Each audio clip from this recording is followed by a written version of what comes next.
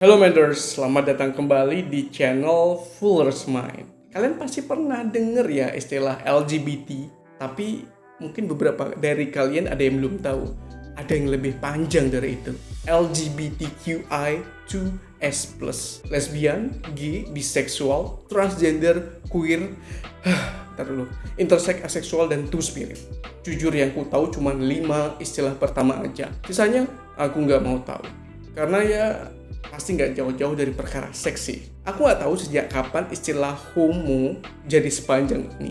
Karena ya, yang aku tahu tanpa belajar secara formal ya, bahkan sejak kecil. Emang ada orang di luar sana yang punya kelainan suka sama jenis. Laki-laki suka sama laki-laki, perempuan sama perempuan, dan bahkan ada yang suka keduanya. Dan yang terakhir ini baru ku tahu waktu aku masuk kuliah. Namun yang pasti bagi kita orang timur dan mayoritas beragama lah ya, pasti adalah aib untuk memiliki dalam tanda kutip kelainan ini. Bahkan sejak kecil yang namanya homo sering jadi bahan ejekan dalam pertemanan, ya nggak sih? Dan bukan cuma di Indonesia, kayaknya di seluruh dunia punya anggapan yang sama. Tapi entah kenapa ya, belakangan ini mungkin udah lama sih, terutama di Amerika sana, gerakan aktivis LGBTQ ini kayaknya makin marak gitu.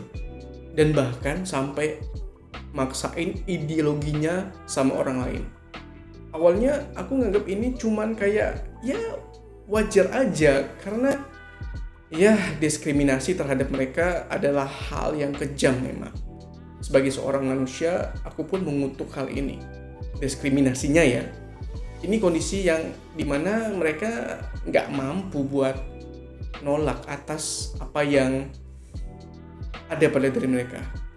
Namun semuanya berubah jika aku nonton animasi Buzz Lightyear. Astaga, apa-apaan nih? Animasi ini kan umumnya diperuntukkan buat anak-anak ya.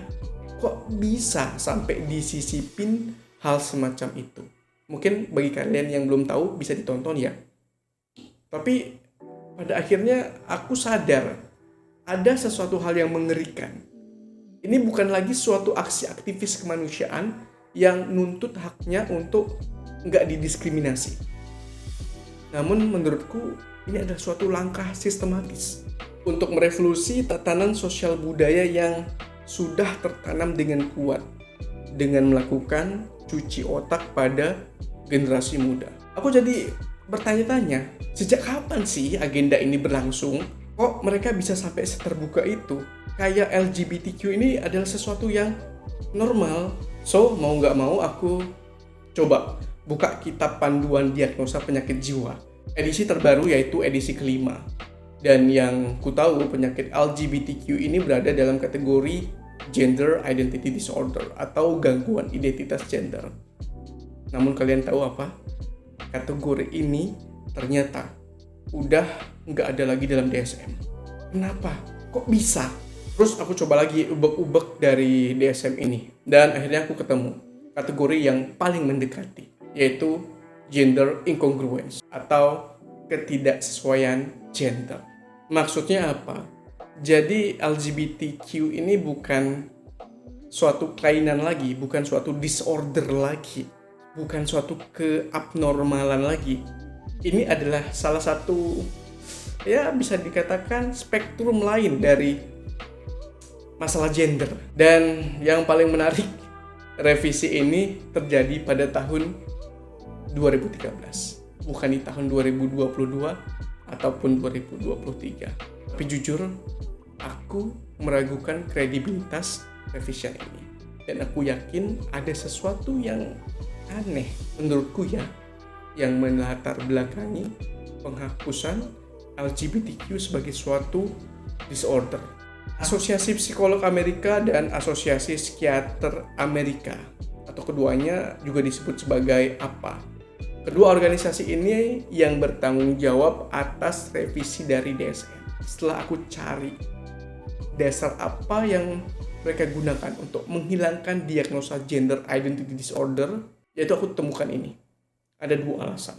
Yang pertama, pada manusia, ini kata mereka ya, pada manusia homoseksualitas itu ada dan terbukti perilaku ini umum dan jumlahnya lebih banyak dari yang diperkirakan sebelumnya. Dan yang kedua, oleh karena itu, pendapat pertama tadi, homoseksual adalah kontinuum atau variasi yang normal dari ketertarikan seksual. So, mari kita bedah satu persatu. Pernyataan pertama yang mengatakan bahwa homoseksual itu adalah hal yang umum adalah berdasarkan atas penelitian yang diketuai oleh Judith M. Glasgow, seorang psikolog yang ternyata seorang lesbian. Dan yang lebih lucu lagi, anggota lainnya ternyata para kaum LGBT, baik psikolog maupun dokter-dokternya. Oke, kalian udah bisa nilai kan netral tidaknya pendapat mereka. Kemudian pendapat yang kedua. Pendapat ini dikemukakan oleh Alfred Kinsey dalam bukunya Sexual Behavior in Human Male dan Sexual Behavior in Human Female. Dia bilang kalau homoseksual itu hanya suatu kontinuum atau keberlanjutan atas suatu fenotip atau sifat. Sebagai analogi kayak gini, misalnya warna Magico Hibiniu sejatinya sama, yaitu suatu gelombang cahaya, namun dengan panjang gelombang yang berbeda-beda sehingga kita melihatnya itu suatu warna yang berbeda. Sama halnya dengan orientasi seksual. Ada orang yang suka sama laki-laki, misalnya di bagian kiri, kemudian geser lagi dikit aja suka sama cewek jadinya, dan di tengah-tengah ada yang suka sama keduanya. Dengan logical fallacy semacam ini, gak bakal ada lagi tuh yang namanya gangguan jiwa. Kenapa? Semisal ada psikopat yang suka bunuhin orang. Gampang aja kita ngomongnya, oh dia tuh cuma suka bunuh orang kok. Di lain spektrum mungkin aja dia bisa jadi suka nyembuhin orang, bahkan jadi dokter. Ada banyak contoh lain lagi yang bisa mematahkan argumen orang ini, yang ia jadikan dasar penghapusan LGBTQ dalam DSM. Satu hal lagi yang aku mau tegesin, aku tuh nggak homofobik. Cuman aku nggak suka aja terkait cara oknum-oknum LGBTQ ini menyusupkan agenda busuk mereka pada tatanan sosial yang sudah paten. Selebihnya, ya udah keep it to yourself deh. Mau kamu ngelakuin A, B, C, D sama sesamamu nggak masalah. Tapi jangan sampai memasukkan itu ke dalam suatu sistem yang sudah tertata dengan baik dari zaman ke zaman. Oke, sekian video kali ini. Kalau ada yang salah, tolong dikoreksi ya. Bye-bye.